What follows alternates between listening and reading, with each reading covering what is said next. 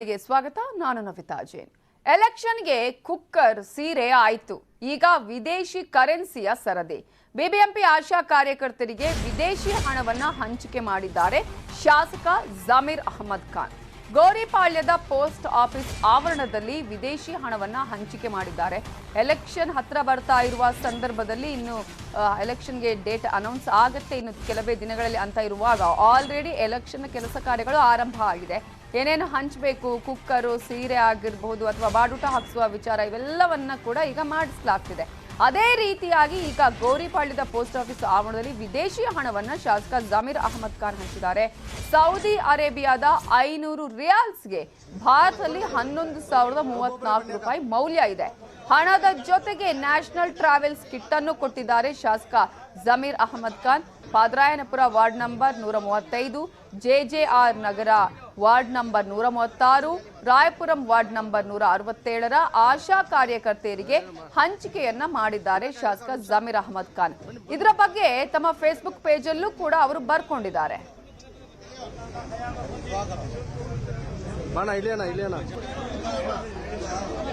ಹಣವನ್ನ ಹಂಚೋದನ್ನ ನಾವು ನೋಡಿದ್ವಿ. ಇದೇ ಈಗ ದೊಡ್ಡ ಮಟ್ಟದಲ್ಲಿ ವಿಚಾರ ಸುದ್ದಿ ಮಾಡ್ತಾ ಇತ್ತು. ಯಾಕಂದ್ರೆ 2,000 ರೂಪಾಯಿ ಹಂಚುತ್ತಾರೆ, 3,000 ರೂಪಾಯಿ ಹಂಚುತ್ತಾರೆ ಅಂತ ಹೇಳಿ ಕಾಂಗ್ರೆಸ್ನವರು ದೂರನ್ನು ಕೊಟ್ಟಿದ್ದನ್ನು ನಾವು ಗಮನಿಸಿದ್ವಿ. ಆದ್ರೆ ಈಗ ಜಮೀರ್ ಅಹಮದ್ ಖಾನ್ ಅವರು 500 ರಿಯಾಲ್ಸ್ಗೆ ಭಾರತದಲ್ಲಿ 11,034 ರೂಪಾಯಿ ಮೌಲ್ಯ ಇದೆ.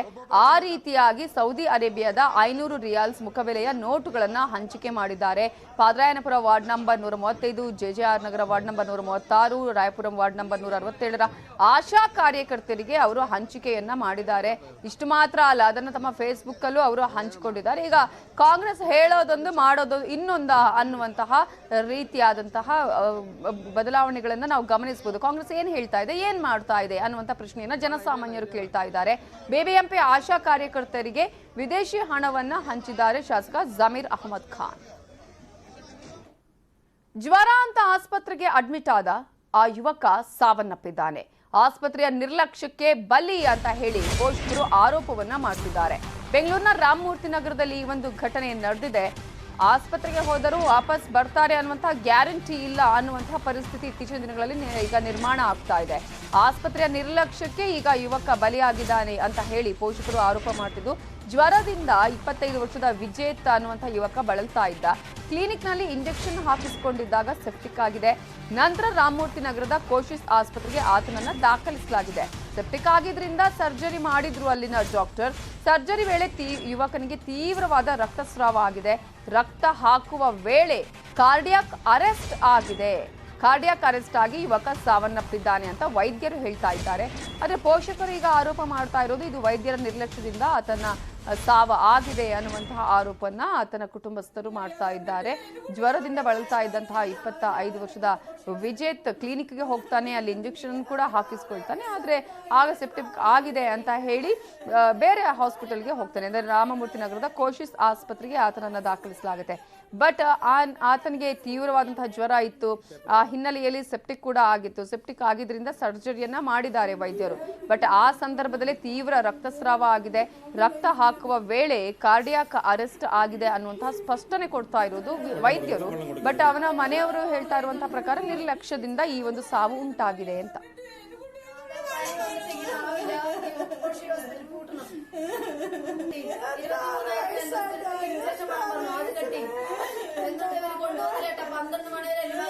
ಇದರ ಬಗ್ಗೆ ಇನ್ನಷ್ಟು ಡೀಟೇಲ್ಸ್ ಕೊಡೋದಕ್ಕೆ ನಮ್ಮ ರಿಪೋರ್ಟರ್ ರಂಜನ್ ಈಗ ಫೋನ್ ಸಂಪರ್ಕದಲ್ಲಿ ಜಾಯಿನ್ ಆಗಿದ್ದಾರೆ. ರಂಜನ್, ಈಗ ಸೆಪ್ಟಿಕ್ ಆಗಿದೆ ಅಂತ ಹೇಳಿ ಸರ್ಜರಿ ಮಾಡುವಂತಹ ಸಂದರ್ಭದಲ್ಲೇ ಈಗ ಕಾರ್ಡಿಯಾಕ್ ಅರೆಸ್ಟ್ ಆಗಿದೆ ಅಂತ ಹೇಳಿ ಡಾಕ್ಟರ್ ಹೇಳ್ತಾ ಇರುವಂತದ್ದು. ಇವರ ಮನೆಯವರಿಗೆ ನಿರ್ಲಕ್ಷ್ಯ ಅಂತ ಆರೋಪ ಮಾಡ್ತಿದಾರಲ್ಲ, ಏನ್ ಕಾರಣ ಕೊಡ್ತಾ ಇದ್ದಾರೆ? ಡಾಕ್ಟರ್ ಸ್ಪಷ್ಟನೆ ಏನು?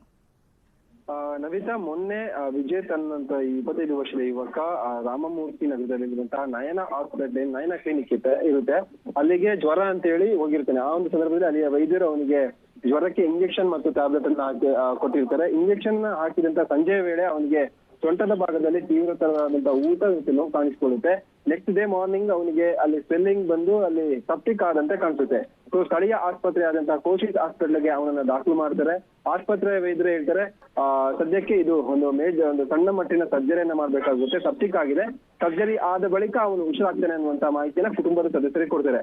ಅದೇ ರೀತಿಯಾಗಿ ಡಾಕ್ಟರ್ ಮಾತನ್ನ ಕೇಳಿ ಅವರು ಕೋಶಿಶ್ ಆಸ್ಪತ್ರೆಯಲ್ಲಿ ಸರ್ಜರಿಯನ್ನು ಮಾಡ್ತಾರೆ. ಸರ್ಜರಿಯನ್ನ ಮಾಡುವಂತ ಸಂದರ್ಭದಲ್ಲಿ ಆತನಿಗೆ ಕರೆಕ್ಟ್ ಆಗಿ ಡಾಕ್ಟರ್ಗಳು ನೋಡ್ಕೊಳ್ಳೋದ್ರ ಜೊತೆಗೆ ರಕ್ತಸ್ರಾವವಾಗಿ ಆತ ಮೃತಪಟ್ಟಿದ್ದಾನೆ ಅನ್ನುವಂತ ಆರೋಪವನ್ನ ಮಾಡ್ತಿರುವಂತದ್ದು. ಜೊತೆಗೆ ಇಲ್ಲಿ ಒಂದು ವಿಚಾರ ಅಂತ ಹೇಳಿದ್ರೆ ಆಸ್ಪತ್ರೆ ವೈದ್ಯರು ಹೇಳ್ತಿರುವಂತದ್ದು, ಏನು ನಾವು ನಮ್ಮ ಕೆಲಸವನ್ನ ನಾವು ಮಾಡಿದೀವಿ, ಆತನಿಗೆ ದೇಹದಲ್ಲಿ ಇನ್ಫೆಕ್ಷನ್ ಆಗಿ ಆತ ಸಾವನ್ನಪ್ಪಿದ್ದಾನೆ ಅನ್ನುವಂತಹ ಪ್ರಾಥಮಿಕ ಮಾಹಿತಿಯನ್ನ ಕೊಡ್ತಿರುವಂತದ್ದು.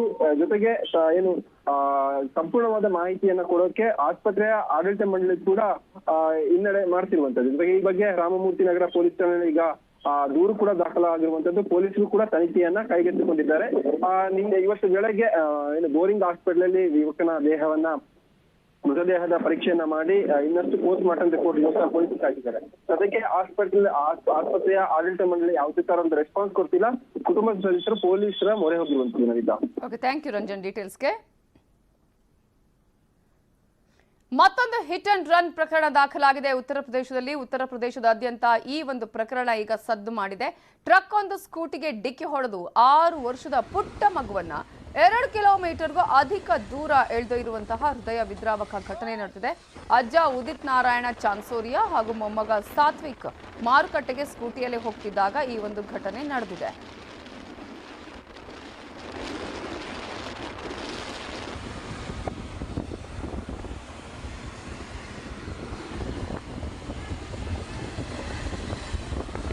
ಇತ್ತೀಚಿನ ದಿನಗಳಲ್ಲಿ ಹಿಟ್ ಅಂಡ್ ರನ್ ಪ್ರಕರಣಗಳು ಜಾಸ್ತಿಯಾಗಿ ದಾಖಲಾಗ್ತಾ ಇರೋದನ್ನ ನಾವು ನೋಡ್ತಾ ಇದ್ವಿ. ಅಲ್ಲಿ ಪುಟ್ಟ 6 ವರ್ಷದ ಮಗು ಅದರ ಅಡಿಯಲ್ಲಿರೋದನ್ನ ನಾವು ನೋಡ್ತಾ ಇರಬಹುದು. ಈ ಒಂದು ದೃಶ್ಯಗಳಲ್ಲಿ 2 ಕಿಲೋಮೀಟರ್ಗೂ ಅಧಿಕ 6 ವರ್ಷದ ಪುಟ್ಟ ಮಗುವನ್ನ ಎಳೆದೊಯ್ದಿರುವಂತಹ ಒಂದು ಹೃದಯ ವಿದ್ರಾವಕ ಘಟನೆ ನಡೆದಿರೋದು ಉತ್ತರ ಪ್ರದೇಶದಲ್ಲಿ. ಈಗ ಟ್ರಕ್ ಒಂದು ಸ್ಕೂಟಿಗೆ ಡಿಕ್ಕಿ ಹೊಡೆದ 6 ವರ್ಷದ ಮಗುವನ್ನ 2 ಕಿಲೋಮೀಟರ್ಗೂ ಅಧಿಕ ದೂರ ಎಳ್ಕೊಂಡು ಹೋಗಿದೆ. ಅಲ್ಲಿ ಮೊಮ್ಮಗನ ಜೊತೆಗೆ ಅಜ್ಜ ಹೋಗ್ತಾ ಇದ್ರು. ಆಗ ಅಜ್ಜ ಹೋಗ್ತಾ ಇರುವಂತಹ ಸಂದರ್ಭದಲ್ಲಿ ಸ್ಕೂಟಿಗೆ ಡಿಕ್ಕಿ ಹೊಡೆದಿದೆ ಈ ಒಂದು ಟ್ರಕ್. ನೋಡಿ, ನಿಮಗೆ ದೃಶ್ಯಾವಳಿಗಳನ್ನು ತೋರಿಸ್ತಾ ಇದ್ವಿ. ಸಾಕಷ್ಟು ಜನ ಹೇಳ್ತಾ ಇದ್ದಾರೆ, ಅಲ್ಲಿ ನಿಲ್ಲಿಸುವಂತಹ ಪ್ರಯತ್ನವನ್ನ ಮಾಡ್ತಾ ಇದ್ದಾರೆ ದೃಶ್ಯಗಳಲ್ಲಿ, ಅಲ್ಲಿ ಮಗು ಸಿಕ್ಕಾಕೊಂಡಿದೆ ಅಂತ ಹೇಳಿ ಡ್ರೈವರ್ಗೆ ಇನ್ಫಾರ್ಮ್ ಮಾಡುವಂತಹ ಕೆಲಸವನ್ನು ಮಾಡ್ತಿದ್ದಾರೆ. ಬಟ್ ಅಲ್ಲಿನ ಟ್ರಕ್ ಚಾಲಕ ಅದನ್ನು ಯಾವುದನ್ನು ತಲೆ ಕೆಡಿಸಿಕೊಳ್ಳದೆ ಹಾಗೆ ವೇಗವಾಗಿ ಗಾಡಿಯನ್ನ ಚಲಾಯಿಸಿಕೊಂಡು ಹೋಗ್ತಾ ಇದ್ದಾನೆ. ಆ ನಂತರ ಬೈಕ್ ಸವಾರರು ಟ್ರಕ್ ಅನ್ನ ನಿಲ್ಲಿಸಿ ಆತನಿಗೆ ಕಲ್ಲಿನಿಂದ ಹೊಡೆಯುವಂತಹ ಪ್ರಯತ್ನವನ್ನು ಕೂಡ ಮಾಡಿದ್ದಾರೆ ಅಂತ ಹೇಳಲಾಗ್ತಾ ಇದ್ದು, ಸ್ಥಳೀಯರು ಈಗ ಆತನನ್ನ ಪೊಲೀಸರಿಗೆ ಒಪ್ಪಿಸಿದ್ದಾರೆ.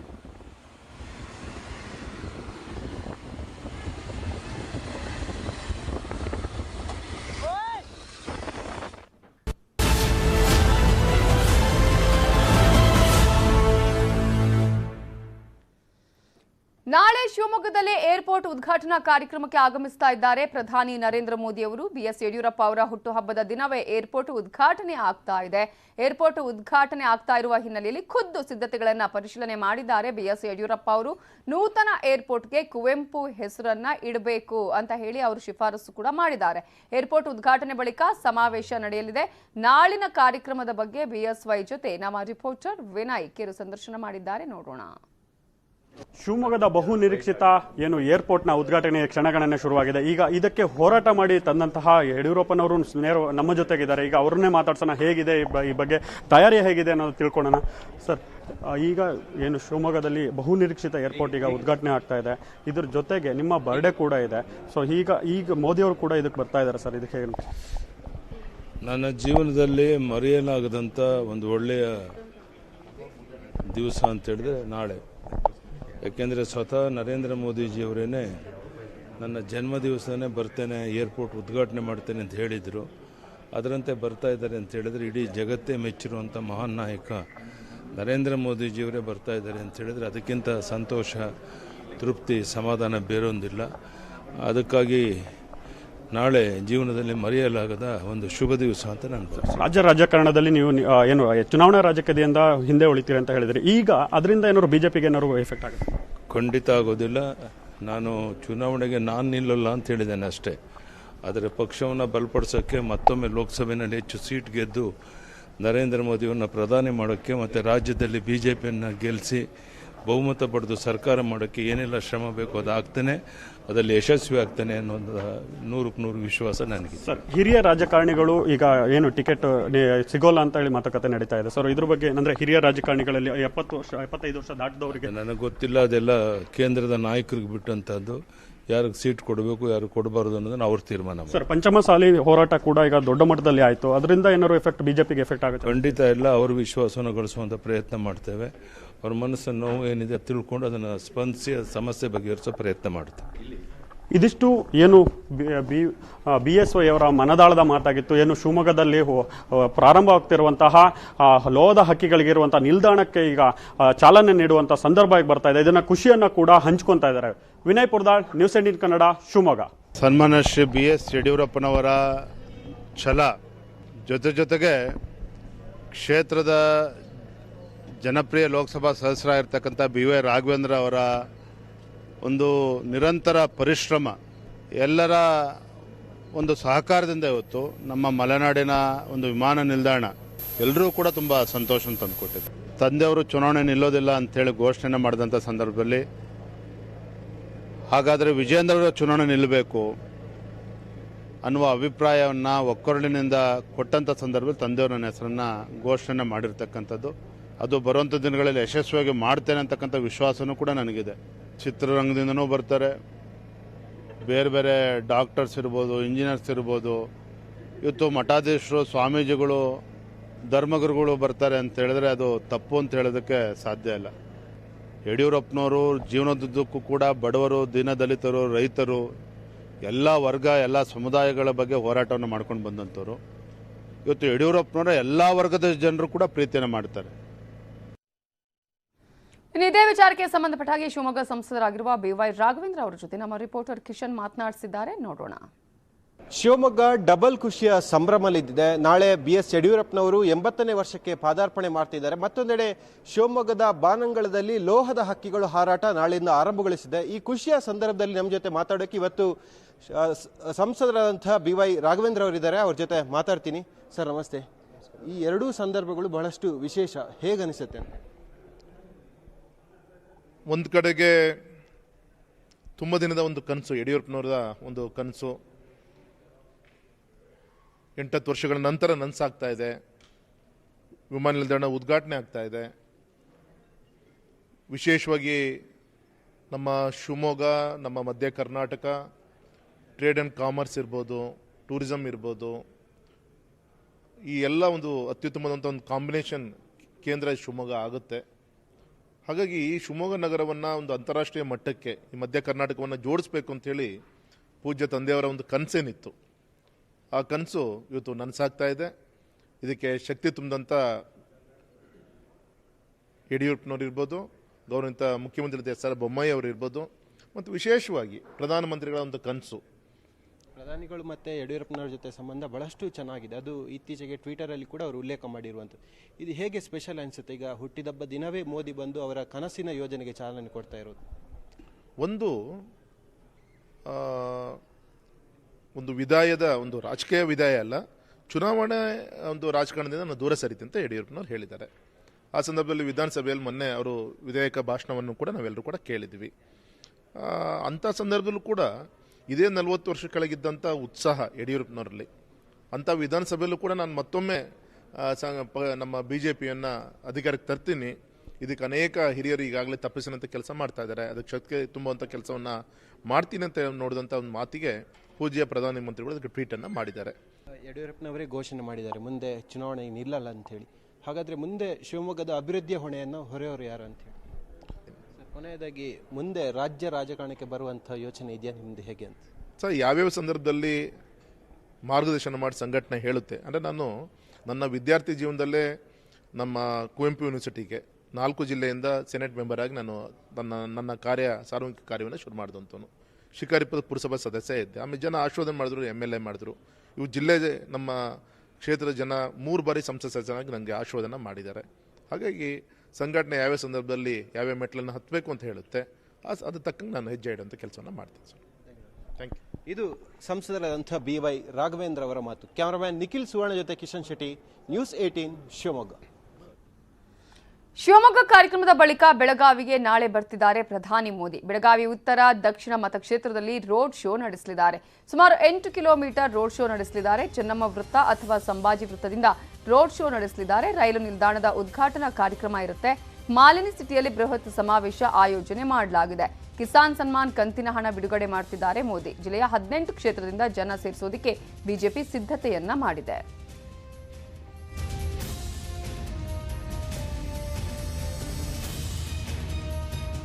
ನಿನ್ನೆವರೆಗೆ ಆರ್ಭಟಿಸಿದ್ರು, ಈಗ ಸೈಲೆಂಟ್ ಆದ್ರ ಎಚ್.ಡಿ. ಕುಮಾರಸ್ವಾಮಿ. ಹಾಸನ ಟಿಕೆಟ್ ಬಗ್ಗೆ ದೇವೇಗೌಡರ ತೀರ್ಮಾನಕ್ಕೆ ನಿನ್ನೆ ಹಸ್ತಕ್ಷೇಪ ಅಂತ ಇವತ್ತು ತೀರ್ಮಾನ ಗೌಡ್ರ ಹೆಗಲಿಗೆನೆ ವಹಿಸಿದ್ದಾರೆ. ದೇವೇಗೌಡರ ಆರೋಗ್ಯ ನನಗೆ ಮುಖ್ಯ ಅಂತ ಹೇಳಿದ್ದಾರೆ ಎಚ್.ಡಿ.ಕೆ. ಬೇರೆಯವರ ಬಗ್ಗೆ ಕಾಳಜಿ ಇಲ್ಲ ಅಂತ ಹೇಳಿ ಪರೋಕ್ಷವಾಗಿ ರೇವಣ್ಣ ದಂಪತಿ ವಿರುದ್ಧ ಕಿಡಿಕಾರಿದ್ದಾರೆ. ನನಗೆ ದೇವೇಗೌಡರ ಆರೋಗ್ಯವೇ ಮುಖ್ಯ ಅಂತ ಹೇಳಿದ್ದಾರೆ. ಸೊ ದೇವೇಗೌಡರ ಮೇಲೆ ಒತ್ತಡವನ್ನ ಹಾಕಿಸಿ ಇವತ್ತು ನಡಿಬೇಕಾಗಿದ್ದ ಸಭೆಯನ್ನ ಮುಂದೂಡಿಕೆ ಮಾಡಿದ್ರ. ಸಭೆ ಮುಂದೂಡಿಕೆ ಮಾಡಿಸಿದ್ರೆ ಎಚ್.ಡಿ. ರೇವಣ್ಣ. ದೇವೇಗೌಡರ ಸೂಚನೆಯಂತೆ ಎಚ್.ಡಿ. ಕುಮಾರಸ್ವಾಮಿ ಸೈಲೆಂಟ್ ಆದ್ರ ಅನ್ನುವಂತಹ ಪ್ರಶ್ನೆ ಜೆಡಿಎಸ್ ಪಾಳ್ಯದಲ್ಲೂ ಚರ್ಚೆಗೆ ಕಾರಣವಾಗಿದೆ. ಹಾಗಾದ್ರೆ ಇದೇ ಕುಮಾರಸ್ವಾಮಿ ನಿನ್ನೆ ರಾತ್ರಿ ಏನ್ ಹೇಳಿದ್ರು, ಪಕ್ಷ ಸಂಬಂಧದ ಬಗ್ಗೆ ಏನ್ ಹೇಳಿದ್ರು, ಇವತ್ತು ಏನ್ ಹೇಳಿದ್ರು ನೋಡಿ. ಹಾಸನದ ರಾಜಕಾರಣದಲ್ಲಿ ನಾನು ಇಂಟರ್ಫಿಯರ್ ಆಗಿಲ್ಲ, ಭಾಳ ಸ್ಪಷ್ಟವಾಗಿ ಹೇಳ್ತೀನಿ. ಆದರೆ ಇವತ್ತು ಇಂಟರ್ಫಿಯರ್ ಆಗಬೇಕಂತ ಅವಶ್ಯಕತೆ ಬಂದರೆ, ಯಾಕೆಂದರೆ ಮುಂದಿನ ದಿನದಲ್ಲಿ ಪಕ್ಷ ಉಳಿಸಬೇಕಾಗಿದೆ, ದೇವೇಗೌಡರ ಹೆಸರು ಉಳಿಸಬೇಕಾಗಿದೆ. ಯಾವುದೇ ಇಲ್ಲಿ ಭಾವನಾತ್ಮಕ ಸಂಬಂಧಗಳು ಇಲ್ಲಿಯವರೆಗೆ ನಾನು ತಲೆಬಾಗಿದ್ದೇನೆ. ಈ ಸಾರಿ ನನಗೆ ಭಾವನಾತ್ಮಕ ಸಂಬಂಧಕ್ಕಿಂತ ಹೆಚ್ಚಾಗಿ ನಾಡಿನ ಜನತೆ ಈಗ ಮುಖ್ಯ. ಆ ಒಂದು ಹಿನ್ನೆಲೆಯಲ್ಲಿ ಈ ಒಂದು ಚುನಾವಣೆಯಲ್ಲಿ ಹಾಸನದ ಅಭ್ಯರ್ಥಿಯನ್ನು ಆಯ್ಕೆ ಮಾಡಬೇಕಾದ್ರೆ ಕಾರ್ಯಕರ್ತರ ಅಭಿಪ್ರಾಯ ಅಲ್ಲಿ ಏನಿದೆ ಆ ಅಭಿಪ್ರಾಯಕ್ಕೆ ಇವತ್ತು ನಾನು ಧ್ವನಿಗೂಡಿಸ್ತಕ್ಕಂಥ ಕಾರ್ಯಕರ್ತರ ಸಭೆ ಇಟ್ಟಿದೆ. ಯಾಕೆಂದರೆ ನೆನೆ ನೀವೇ ಹೇಳಿದಲ್ಲ ರಾತ್ರಿ ರದ್ದಾಗಿದೆ ಅಂತೇಳಿ. ನಾನು ಮೊದಲು ಹಾಸನದ ಸಮಾನ ಮನಸ್ಕರನ್ನ ಇವತ್ತು ಪಕ್ಷದ ಕಚೇರಿಗೆ ಬರಲಿಕ್ಕೆ ಹೇಳಿದ್ದೆ.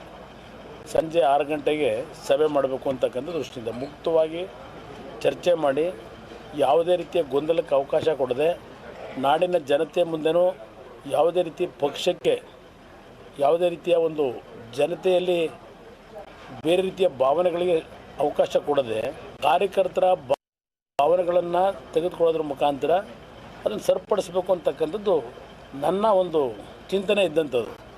ಈಗ ರಾತ್ರಿ ಕೊನೆಯ ಹಂತದಲ್ಲಿ ಸಭೆ ರದ್ದು ಮಾಡಿದ್ದಾರೆ ಅಂತಕ್ಕಂಥ ಮೆಸೇಜ್ ಬಂದಿದೆ. ಅದೇ ಜೋಶಿ ಕುಟುಂಬ ರಾಜಕಾರಣ ಹೇಳಿಕೆಗೆ ಎಚ್.ಡಿ.ಕೆ ತಿರುಗೇಟನ್ನ ಕೊಟ್ಟಿದ್ದಾರೆ. ನಮ್ಮದು ತುಂಬು ಸಂಸಾರ, ನಮ್ಮದು ದೊಡ್ಡ ಸಂಸಾರ.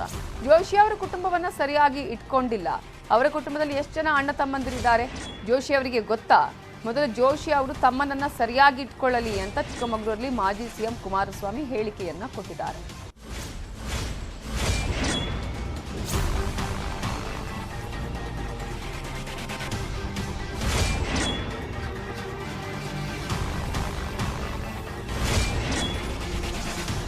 ಸಂಸಾರದ ವಿಚಾರಕ್ಕೆ ಸಂಬಂಧಪಟ್ಟ ಹಾಗೆ ಪ್ರಹ್ಲಾದ್ ಜೋಶಿ ಅವರು ಕೊಟ್ಟಂತಹ ಪ್ರತಿಕ್ರಿಯೆಗೆ ಈಗ ಮತ್ತೆ ಪ್ರತಿಕ್ರಿಯೆಯನ್ನು ಕೊಟ್ಟಿದ್ದಾರೆ ಎಚ್.ಡಿ. ಕುಮಾರಸ್ವಾಮಿ. ನಮ್ಮದು ತುಂಬು ಸಂಸಾರ, ದೊಡ್ಡ ಸಂಸಾರ ಅನ್ನುವಂತಹ ಪ್ರತಿಕ್ರಿಯೆಯನ್ನ ನೀಡಿದ್ದಾರೆ. ಪ್ರಹ್ಲಾದ್ ಜೋಶಿ ಅವರಿಗೆ ಕೇಳಲಿಕ್ಕೆ ಬಯಸ್ತೀನಿ, ನಮ್ಮದು ತುಂಬ ಸಂಸಾರ, ನಮ್ಮದು ದೊಡ್ಡ ಸಂಸಾರ. ನಮ್ಮ ಕುಟುಂಬದಲ್ಲಿ ಯಾವ ರೀತಿಯಲ್ಲಿ ಜನತೆಯ ಸೇವೆ ಮಾಡಬೇಕು ಅಂತಕ್ಕಂಥದ್ದಕ್ಕೆ ನಾವು ಪೈಪೋಟಿ ಇರ್ತೇವೆ. ನಮ್ಮ ಕುಟುಂಬದಲ್ಲಿ ಇವ್ರನ್ನ ನಾನು ಕೇಳಿಕ್ಕೆ ಬಯಸ್ತೀನಿ, ಪ್ರಹ್ಲಾದ್ ಜೋಶಿನ. ಇವ್ರ ಕುಟುಂಬದಲ್ಲಿ ಅಣ್ಣ ತಮ್ಮಂದ್ರೆ ಎಷ್ಟು ಜನ ಇದ್ದಾರೆ? ಎಷ್ಟು ಜನ ಇದ್ದಾರೆ ಹೇಳಿ? ಇವರು ತಮ್ಮನೊಬ್ಬನ ಸರಿಯಾಗಿ ನೆಟ್ಗಿಟ್ಕೊಳ್ಳೋಕ್ಕಾಗಿಲ್ಲ. ಮೊದಲು ಇವ್ರ ತಮ್ಮನ ನೆಟ್ಗಿಟ್ಕೊಳ್ಳೋಕೆ ಹೇಳಿ. ಅದೆಂಥದ್ದು ಅವ್ರ ಹೆಸರು ಗೋಪಾಲ್ ಜೋಶಿನೋ ಎಂಥ ಜೋಶಿ, ಗೋಪಾಲ್ ಕೃಷ್ಣ ಜೋಶಿನೋ ಎಂಥದ್ದು ಇರಬೇಕು. ಅವರವರಲ್ಲೇ ಹೊಡೆದಾಟ.